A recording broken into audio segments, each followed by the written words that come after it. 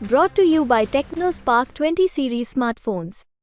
दोस्तों, पिछले 2 महीनों में 2 बार राजस्थान की धरती से बीजेपी के 2 नंबर के नेता ने जो कहा, अमित शाह ने जो कहा, वो हैरान करने वाला है, जो डराने वाला है।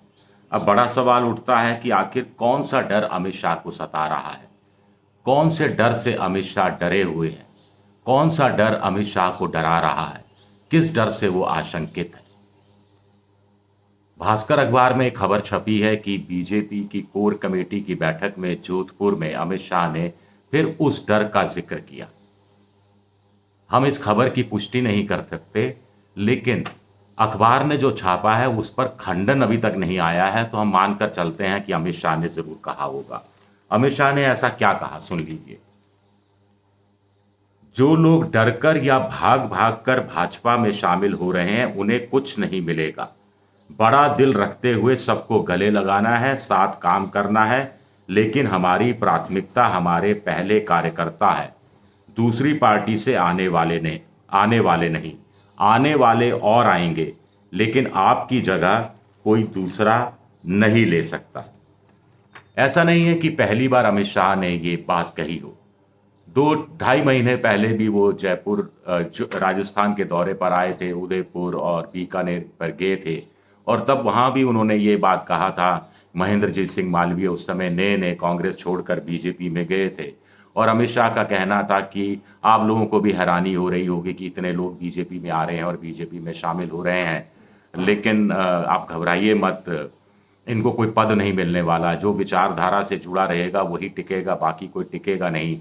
फिर उन्होंने सामने बैठे कार्यकर्ताओं की तरफ इशारा करते हुए कहा था, आप लोग 25-25 साल से यहाँ पे पार्टी की सेवा में लगे हैं, जब आपको कुछ नहीं मिला तो उनको क्या पद मिलेगा। इस पर एक ठहाका लगा था, और ठहाके में की चीज़ें कुछ छुप सी गई थी, लेकिन महेंद्रजीत सिंह मालवीय को उसके कुछ दिन बाद पद मिल ही गया। पद यानी लोकसभा के वो उम्मीदवार बांसवाड़ा डूंगरपुर सीट से बना ही दिए गए। तो फिर ऐसे में एक सवाल उठता है कि आखिर अमित शाह को कौन सा डर सता रहा है? क्या उन्हें लग रहा है कि बीजेपी में जो दरी बिछाने वाला है, समर्पित कार्यकर्ता है, कुर्सी बिछाने वाला है, वो कार्यकर्ता अपने आप को उपेक्षित महसूस करने लगा है? ऐसे कार्यकर्ताओं को लगने लगा है कि बाहर से लोग क्यों लिए जा रहे हैं? क्या हमारी शक्ति, हमारे संकल्प, हमारे काम पर पार्टी को भरोसा नहीं रह गया है? अब ज्योति मिर्धा को कांग्रेस से लेकर बीजेपी में लिया गया, विधानसभा चुनाव हारी, फिर लोकसभा का टिकट दे दिया गया, महेंद्रजीत सिंह मालवीय को लिया गया। लेकिन ये तो चलिए बड़े नेता हुए, छुटभइये नेता भी लिए जा रहे हैं। गांव के स्तर पर, मंडल के स्तर पर, नगर परिषद, नगर निगम के स्तर के पार्षद, या फिर जिला स्तर के कुछ नेता, ये भी कांग्रेस से लिए जा रहे हैं। तो क्या अमित शाह को ये डर सता रहा है कि कार्यकर्ताओं को ये ऐसा लगने तो नहीं लगा कि उनकी उपेक्षा हो रही है? क्या अमित शाह को डर सता रहा है कि ऐसा कार्यकर्ता कहीं घर तो नहीं बैठ जाएगा, उदासीन तो नहीं हो जाएगा? क्या अमित शाह को डर सता रहा है कि ऐसा कार्यकर्ता उत्साह के साथ बाहर नहीं निकलेगा और मतदान केंद्र पर आम वोटर को, जो बीजेपी को पसंद करता है, उसको लाने का अतिरिक्त प्रयत्न करना छोड़ तो नहीं देगा? क्या इस बात का डर सता रहा है? कुल मिलाकर राहुल कसवा को पार्टी से किनारा कर दिया गया। अभी तक राहुल कसवा कह रहे हैं कि साहब मुझे बताया जाए कि आखिर मेरी कसूर क्या था, मुझे पार्टी से कोई निकाला क्यों गया?